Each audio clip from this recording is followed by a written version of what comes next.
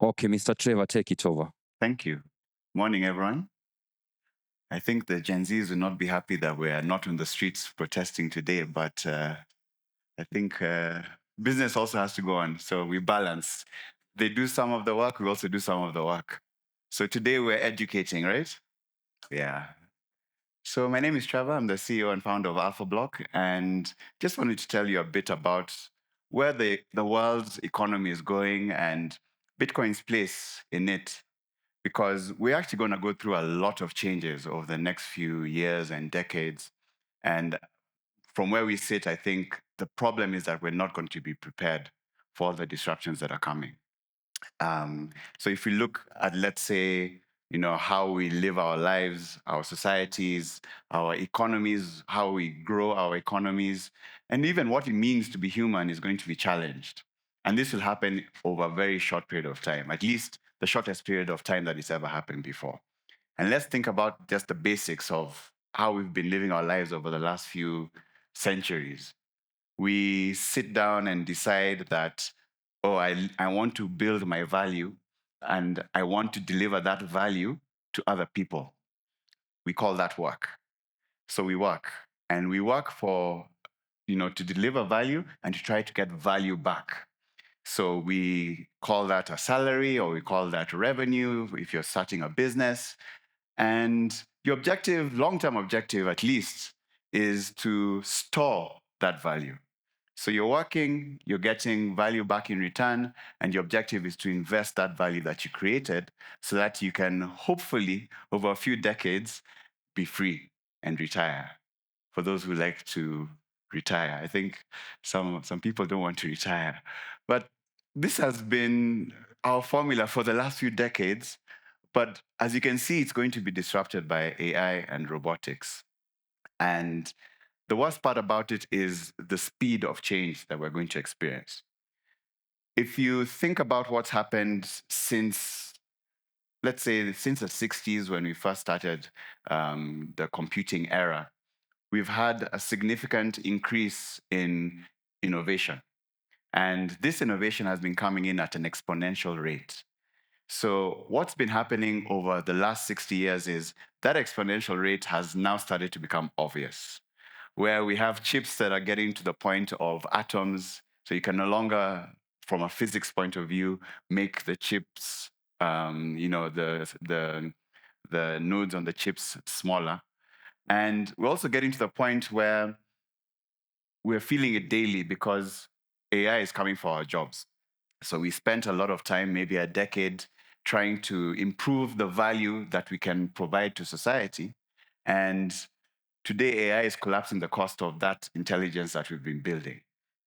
In fact, a lot of experts were assuming that we would have this type of AI, like generative type of AI, in the next 50 to 80 years. And then when ChatGPT came out, they changed that assumption of saying AGI, actually. They said that AGI would take about 80 years. They changed that assumption to 50 years. That's when ChatGPT 3 or 3.5 came out. When ChatGPT 4 came out, they changed it from 50 years to 20 years. Okay, so these are the experts in the room that are saying AGI was almost a century away, and now it's less than a generation away. But remember, exponential change. So we're talking about potentially 10, 20 years between having something that can significantly change how everything works. But if we look at how that will affect our world, we look at how AI, robotics, even energy would be affected because the intelligence that's created at the top will help us create new ways of producing energy. So, on an exponential graph, what that looks like is instead of you waiting 50 years to feel the effects of the intelligence that's coming in, it will actually happen in a decade or less. And that will significantly affect how we store value. Because the traditional assets that we hold, if you look at what robotics does, it reduces the cost of physical work. energy and power will improve automation and collapse the cost of production. And so you'll find that assets will no longer be scarce. So where do we store value? The value that we've been working hard to deliver, the value that we've been working hard to store. That's the problem that we have. Traditional assets will no longer be scarce. And today we sit in assets or use assets or try to hold and invest assets that are currently priced in today's economy. Meaning there's a specific premium that we are sold because of the scarcity of the asset. Let's take real estate, for example. We have real estate at a certain valuation because of scarcity.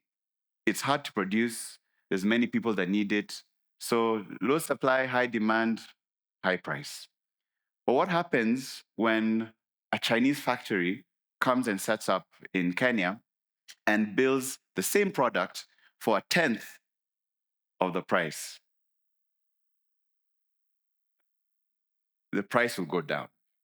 You're holding an asset today that tomorrow will not hold the same value. Those factories already exist. There's companies that can build mansions in 1 month, apartment blocks in 6 months, and less time means less cost. So you're holding an asset that will no longer be scarce. Same thing for equities. If we look at a company like Slack, who here has heard of Slack? Okay, good. It's the right audience. Slack is a software as a service. Today, you can definitely vibe code a Slack. Might not be as scalable, might not be perfect, but today you can vibe code a Slack.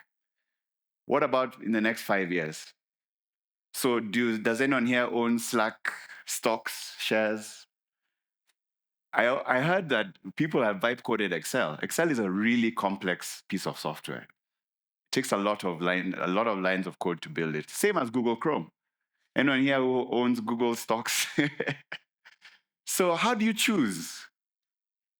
How do you choose which properties to invest in? How do you choose which equities to invest in when all of them are going to be disrupted by the technological singularity?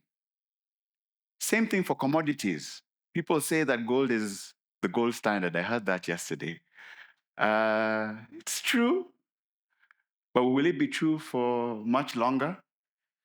Because it takes a lot of time to find gold, a lot of resources to find gold, to extract it, to deliver it. But as we speak today, there is a satellite that can literally take a scan of the Earth and tell you exactly where gold is on the whole planet. So from needing to get resources onto the ground, into a country, getting licensing, to simply taking a photo and knowing where all the gold is. So even gold at its current 2% supply rate will no longer be able to hold the gold standard. So innovation is attacking scarcity. And as we try to maintain our influence as people who work, people who provide value in the economy, labor is actually one of the most important factors of production. Because we live in a world where we trade human time to deliver value in this economy. So that has been a very important aspect of power for us as individuals, because it meant we can bargain. We can say, I'm not happy with how I am being treated in this organization.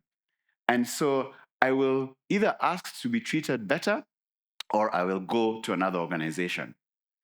And what does that organization do when it starts losing talent?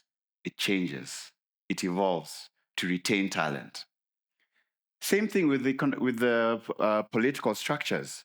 We may have societies or communities that provide value to the economy because maybe they are drivers, maybe they are nurses, maybe they are construction workers, and they're not happy with how the existing political system is treating them. So what do? They come together as a group because they have power as a group, And they say, we shall down our tools until you come and listen to us and tell us how you can improve our lives or improve our industry. So employment goes up, GDP goes up. That's the economic equation we have. Labor allows us to have that influence. But as I explained, that's also going to be challenged. Because if an AI agent, let's say you're a digital marketer, an AI agent can do digital marketing, or let's say you're a radiologist, an AI agent can read the scans, you no longer have this power. So what happens in a world where we're used to having some sort of influence in the economy, but the economy no longer needs us? We have to find a way to maintain that influence. And because the world is going to an era of autonomous production that is eliminating the need for labor, the only other way to actually maintain that influence is through owning everything that can build the world around us. You have to own and have rights to make decisions around the products and technology that is building the world around us. Because right now, we have to ask ourselves the question, who owns all the robots? Who owns all the machinery, all the data centers? Is it society? Is it a community? Or is it a few hundred people that own 90% of the world? And how did we get here?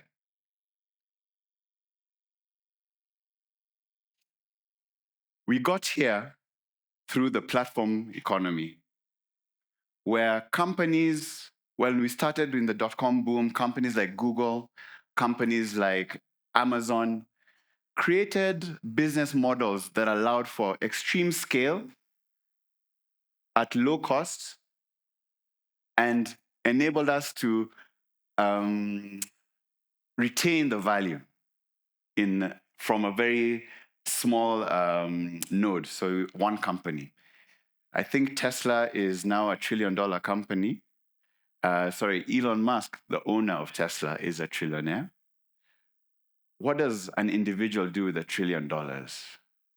Well, he might decide to build the robots that create the rest of our world.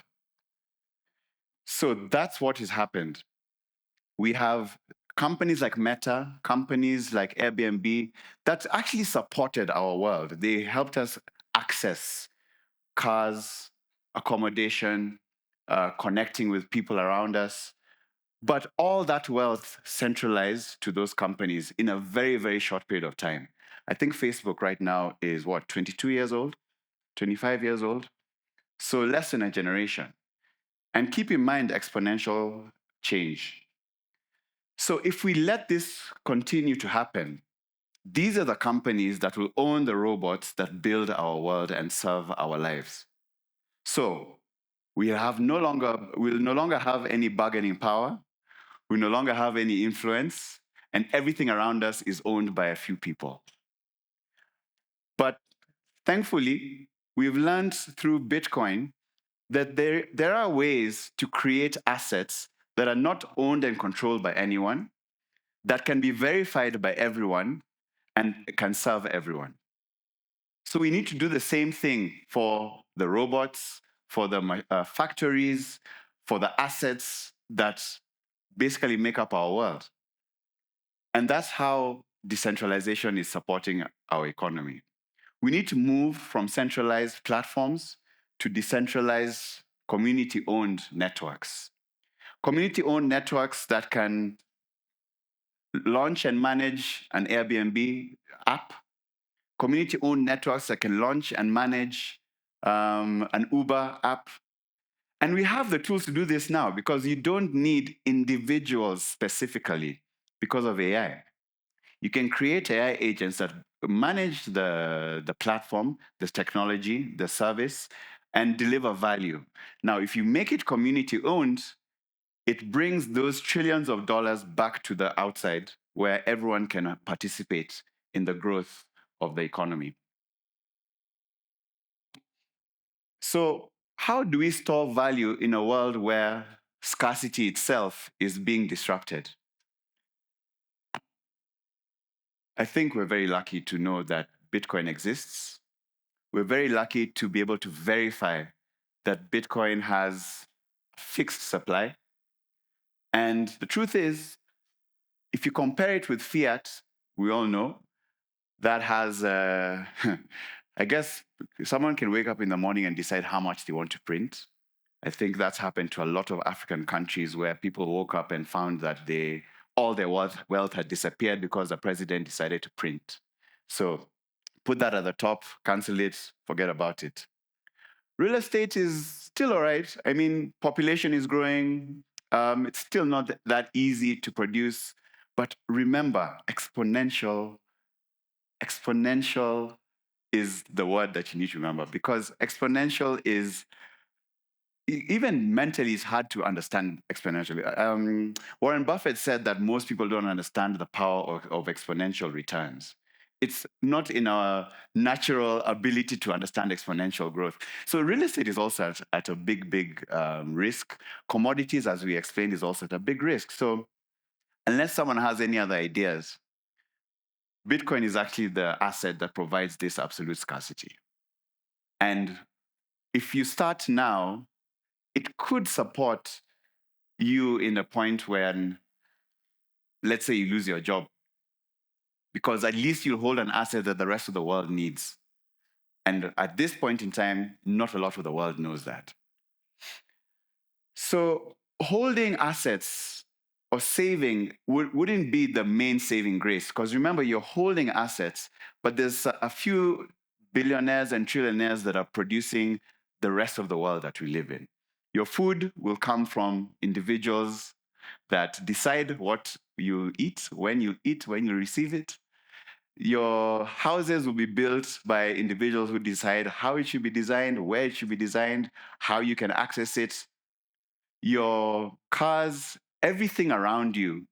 If we do not create an ownership structure that supports communities to own the world that is being built, we will lead to that world.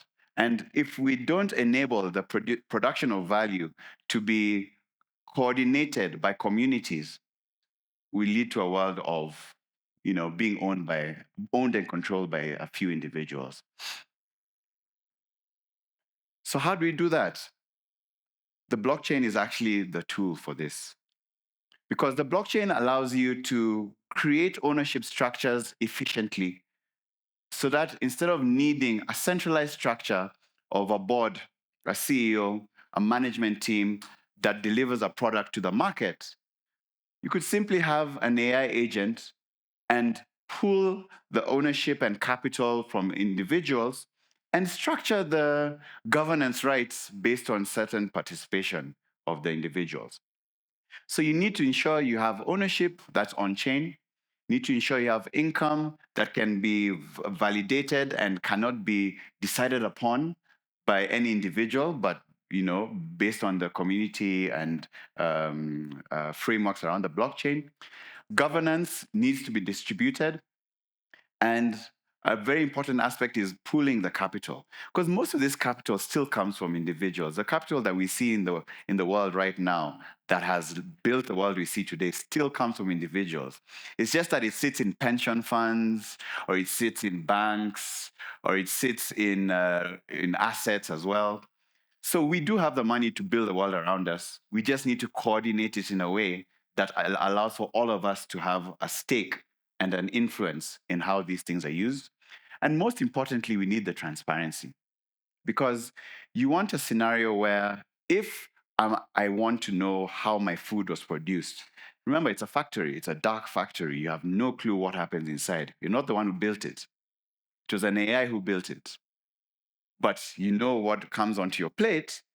You'd want to be sure that it was done in the way that you're happy with. And if you're not happy with it, you can come together as a community and say, this needs to change, and you make a change. So what does that look like for our economy? We have an anchor, the hardest asset ever created. the store of value, because everything else will not be able to store value. So start with the store of value.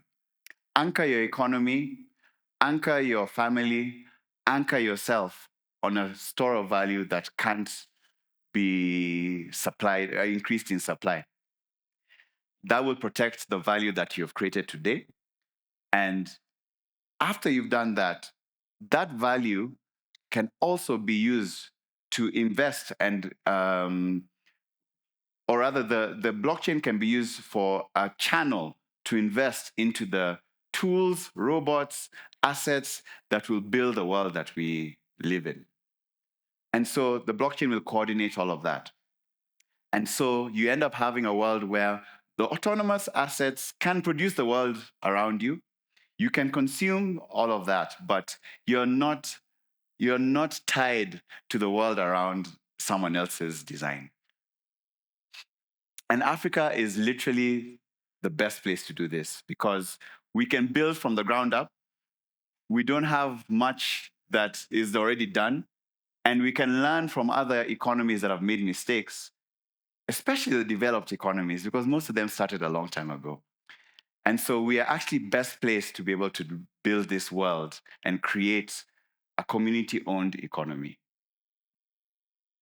So what do we do to make this happen? Simply build Bitcoin savings products. A lot of us are working on that. We need to ensure we design tokenized ownership platforms to coordinate the ownership into these assets, pool the community capital into these networks so that that capital can then be deployed into autonomous assets. Remember, exponential change. This isn't a framework that's required to save the world in the next 50 years. If we don't do this now, Elon is taking over the world. So we have a choice. Do we support decentralized technologies? Do we support technologies that are enabling communities to own the tools and assets that are building our world? Or do we simply go the easier route of just using whatever it is we have? It's up to us to build a future that we want to see. Thank you very much.